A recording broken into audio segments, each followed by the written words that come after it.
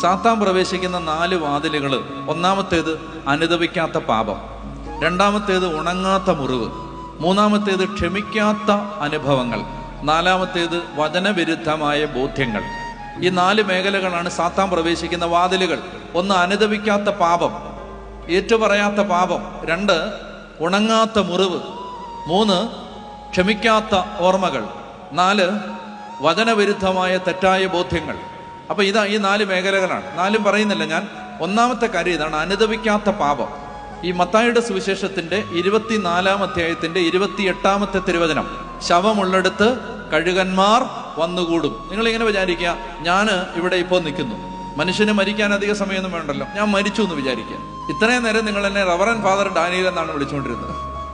മരിച്ചു കഴിഞ്ഞാൽ പിന്നെ നിങ്ങൾ എന്താ ചോദിക്കാൻ പോന്നേ? ശവപ്പഴ എടുക്കുന്നേ. പിന്നെ എൻ്റെ ഐഡന്റിറ്റി മാറി, ഞാൻ ശവമായി. അപ്പൊ അത് കഴിഞ്ഞിട്ട്